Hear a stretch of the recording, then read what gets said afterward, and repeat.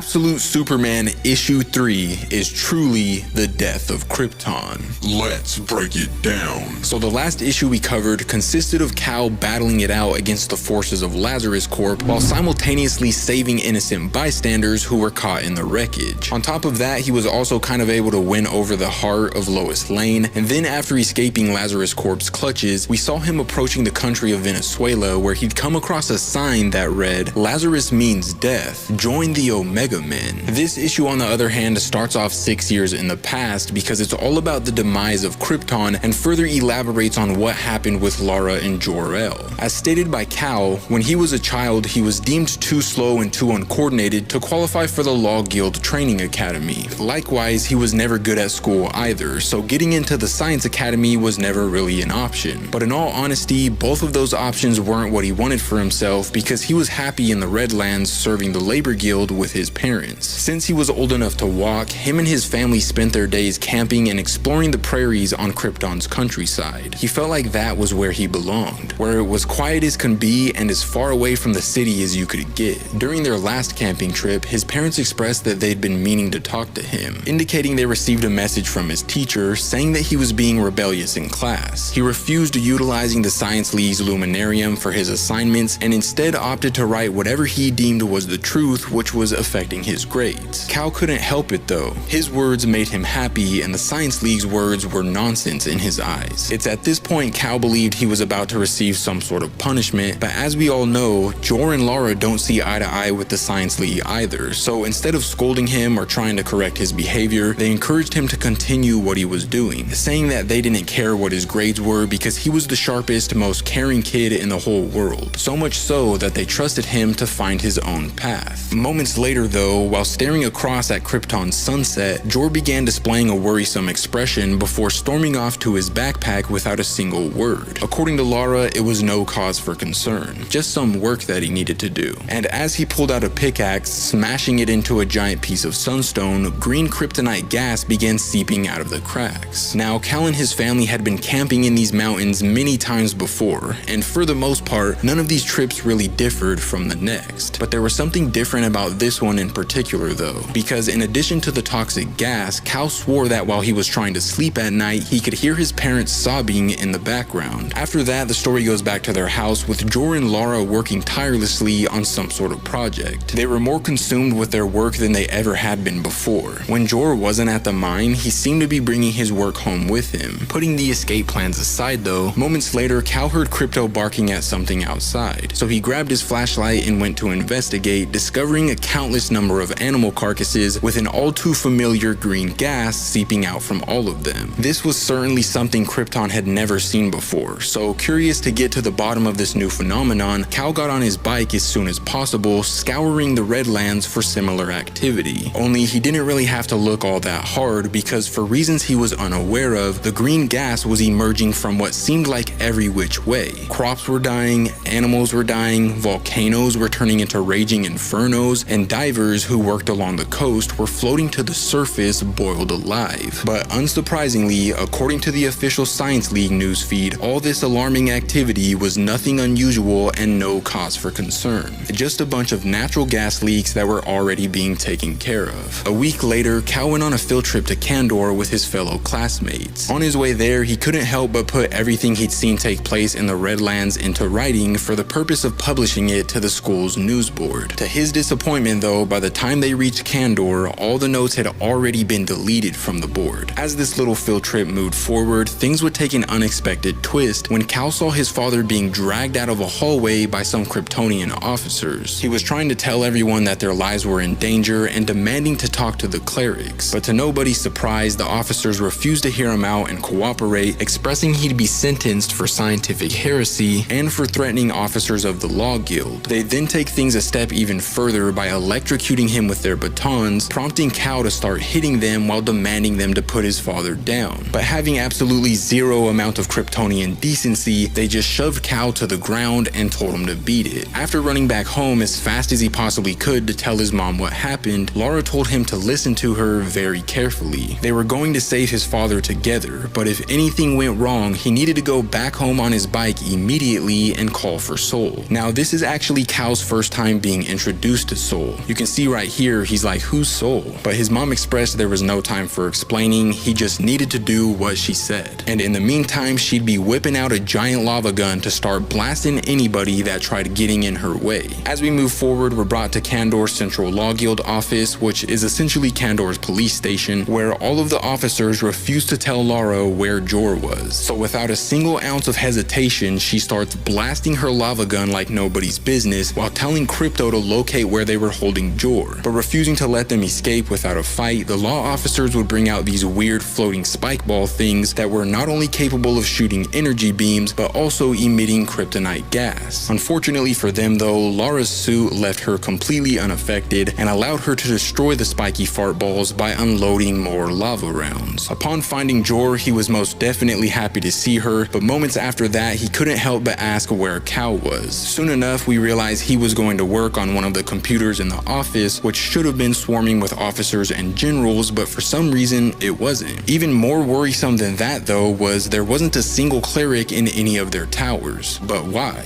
Well, upon seeing a starship taking off, Cal knew exactly what was going on. But before being able to elaborate, the story follows him, Lara, Jor, and Krypto making their way back to the Redlands. Upon their arrival, Jor and Lara expressed they'd been keeping an awful secret, but Cal already knew what was going on. Krypton was dying. And on top of that, they wanted to shoot him into space all alone in an effort to save him, but whether they liked it or not, he wasn't going without them. To his surprise though, they never planned on leaving him by himself, and actually built a giant spaceship to hold as many people as they could. People like their cousins, their neighbors, and etc. After that, Jor pulled out a tablet, and upon doing so, he would make a shocking discovery about the Science League. They had been building ships in secret to carry the upper classes off-world, and only the upper classes. They knew he was right all along, but they didn't want anyone else to know to ensure they made it off the planet safely. This prompted Lara to ask him where he was getting this information from, and so he implied it was uploaded to the Luminarium not too long ago from the law office in Kandor, which is when we realized that Cal is that boy, and he's the one who uploaded it when he was messing on the computers earlier. Anyways, Cal would then ask where they planned on going with their ship, but unfortunately we don't get an answer because the story shifts things over to present-day Smallville at a senior living center. And at this old geezer facility, we see none other than Martha Kent laying down in a hospital bed, begging her sweet angel boy to fly on back to her. But sadly, that is where this issue comes to an end, but if you want to see what happens next, let me know in the comments down below.